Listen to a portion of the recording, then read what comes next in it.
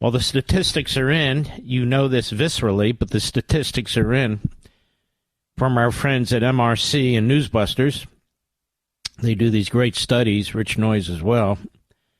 Since Joe Biden exited the 2024 presidential race 4 weeks ago, the liberal networks have delivered an unprecedented boost of positive publicity to a successor in the race, Vice President Kamala Harris.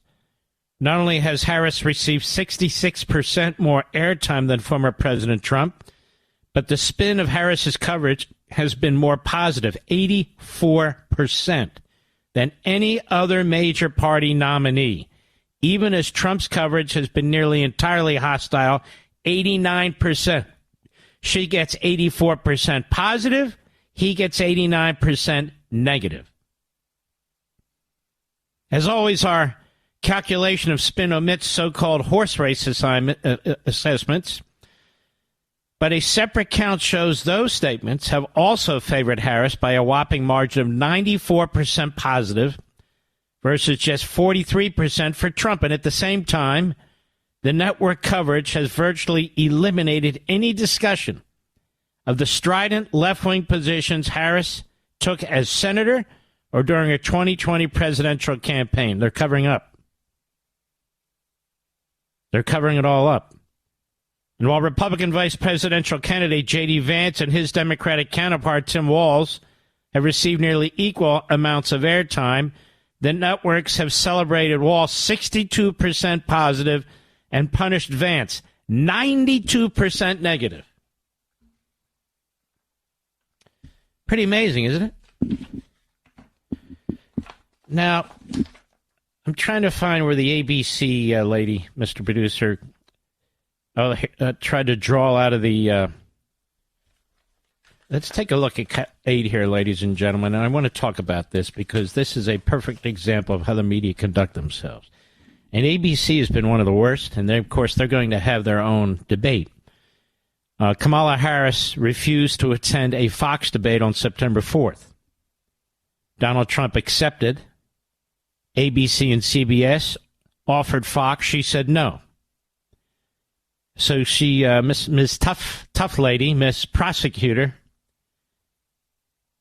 can't play on a level playing field. But I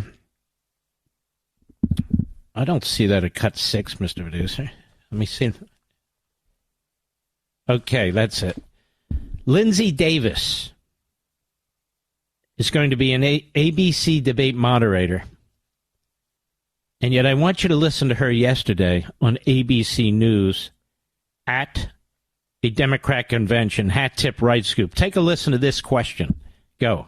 As you know, former President Donald Trump is expected to go campaign in Howell, Michigan tomorrow. Many people are aware that a month ago in Howell, KKK protesters marched in the streets with the white robes on and suggested that they support Donald Trump. I'm curious if you make anything about that connection and him going in particular to Howell tomorrow. Now, what's amazing to me about this, first of all, she's at a Democrat Party convention.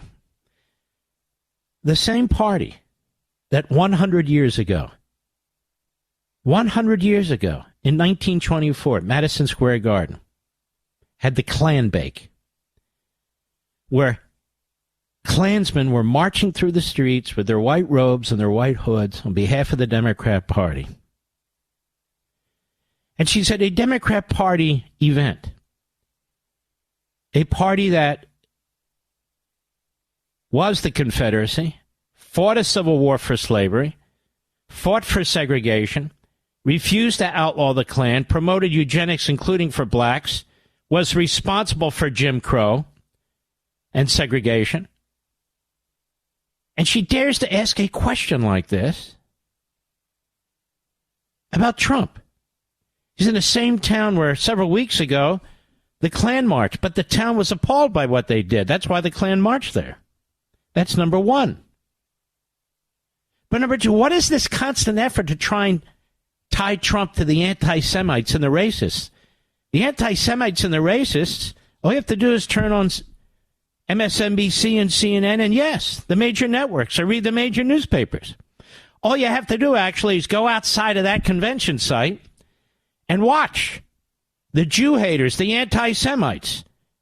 Take a look at them. All you have to do is look at a significant chunk of the Democrat Party, from Bernie Sanders, Chris Van Hollen,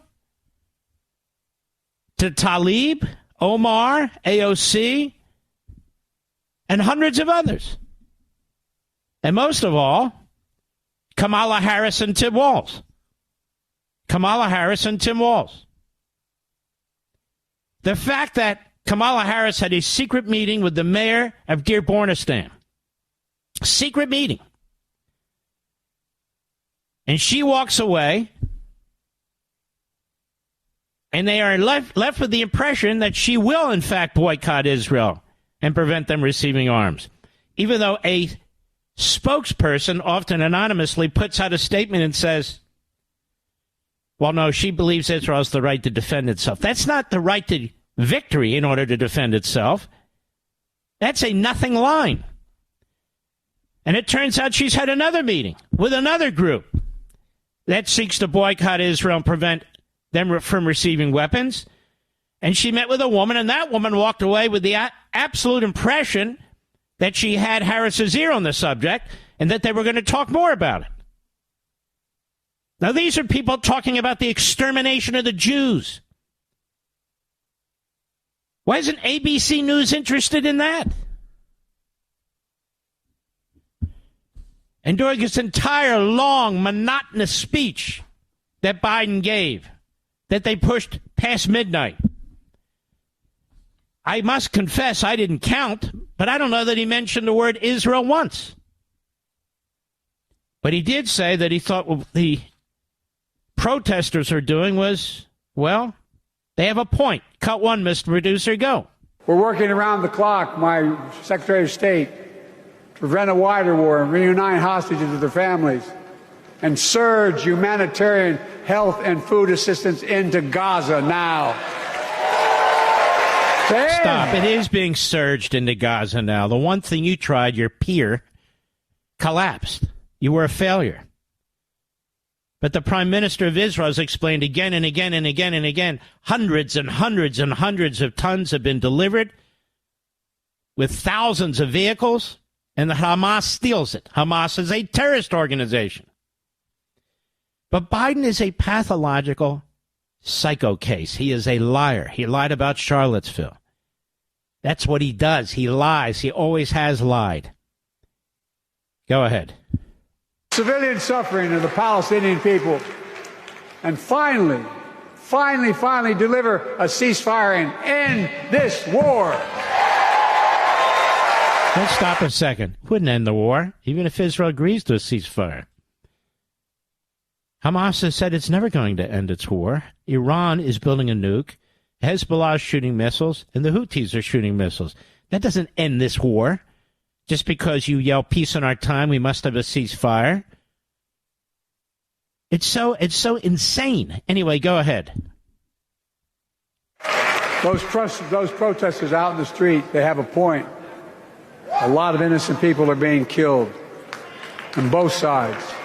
That's not what they're saying in the streets. The protesters have a point. Some of them are actually carrying now Hezbollah flags. The extent of anti-Americanism, anti-Semitism that is swirling around that building, swirling around that convention, swirling around the Democrat Party and the press that are there is astonishing. That's the big story. There is no story inside there. Everybody knows Harris has already been nominated. In fact, she's blowing off tonight, and she's going with the Tweedledummy. They're going to Wisconsin to campaign in the middle of a convention because she's already the nominee. They did it virtually. They did it without a single convention vote, a single challenge, a single anything. Have you ever heard of that before? You're leaving your own convention to campaign in another state? But the real story that's not being told by anybody in any significant way is the day in, day out American hatred, Israel hatred, anti-Semitic Jew hatred. In many ways, it is like 1924 at the Democrat convention. And this ABC News so-called moderator dares to raise questions about Donald Trump. It's sickening. The Israeli people, as much as we, you and I, are praying to God that Donald Trump wins. But ABC will never do that story either, nor will NBC or CBS. That is a fact. There's DNC protester at Fox News Chicago yesterday, interviewed. Cut 2, go, Mr. Producer. Every Palestinian support Hamas, not just me. Every Palestinian support Hamas. Do you support October 7th? Who? October 7th. October 7? Yes, I do. What's wrong with October 7th? You tell me. Women and children. What? It's a murder. What is this? There you go. Oh, we got to agree with the protesters, except for the extremists. They're all extremists. All of them. What's going to happen when all these colleges are back? What's going to happen? Kamala Harris meeting with the mayor of Dearbornistan, who talks about eliminating the state of Israel, which means the Jews, because they're not moving unless they're eliminated. It just amazes me. And they talk about the civilians and so forth. Israel's the only country right now in the Middle East with nuclear weapons. If they wanted to wipe the Palestinians off the face of the earth, they would have done it already. They would have done it already.